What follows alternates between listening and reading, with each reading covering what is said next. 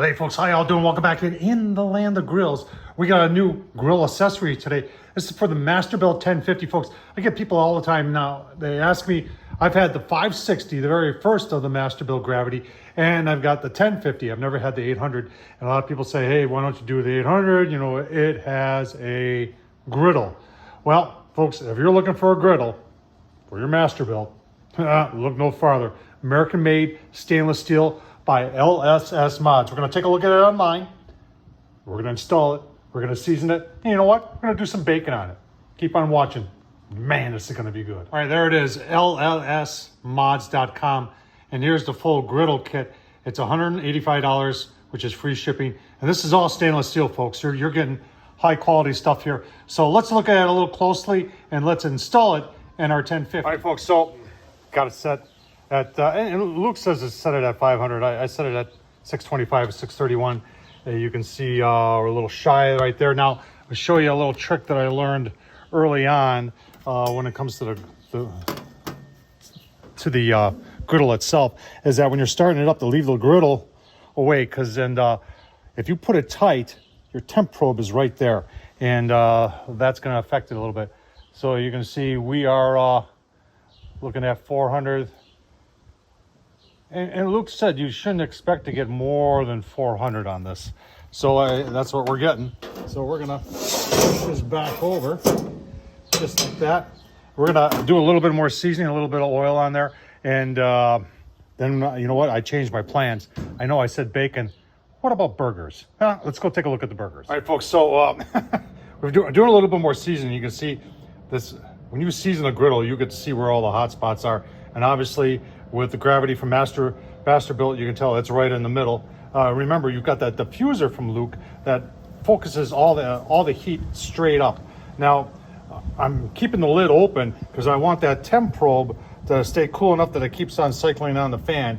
And to do that, you've got this little switch down there, and you got to trick at that, thinking that the lid is closed. So I got a piece of concrete on there, but you could take anything you wanted that wouldn't burn. So that'd be heavy enough to hold that down. I was almost thinking I've got some spare buckets, grease buckets from pellet grills. You can fill it with sand and put it on top of that, and that would work too. But we're gonna give this just a little bit more seasoning. I have, this method has yielded a little bit higher temps. And you can see at the far end, we're in the 450s, 460s. And as we get over to the hotter side, we're in the 500s. So that's more like it. That's what I was hoping for, to get it into the 500. So obviously, this is a side that I'm going to cook these burgers on and get them good and charred.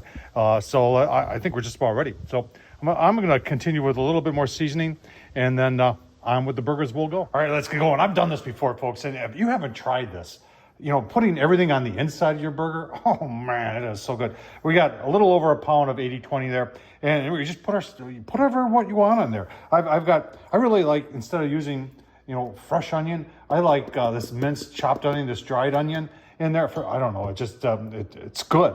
And then my cheese, I put mozzarella, but you can put whatever you want, and I put it on the inside. And then if you haven't tried this stuff, this Boar's Night Out Midwest stuff's very, very good. And then yeah, a little A1 sauce.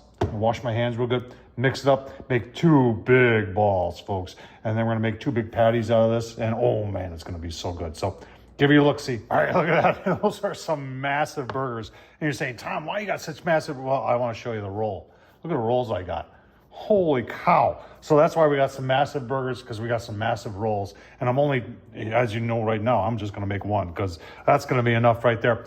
Let's get them on the grill. Look at how it's seasoning up. You know, I think in the beginning I may have called these stainless steel. I don't know if they are. Maybe they're just steel. I don't know. But the blackness is really nice. But we've got our burgers here. Let's half pounders, folks. Oh man, it's gonna be so good. I want to get a good char on these, nice and black. Give you a look. See. All right, it's been about 5 minutes. Let's give them a quick flip. What did I tell you?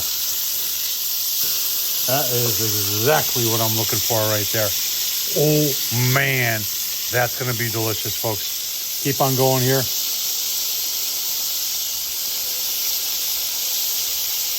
give you a look-see at the final outcome. If you're wondering where the grease all goes, it's going to go down. There is a lip here that keeps it from going over the side. I think the intention is to go back there.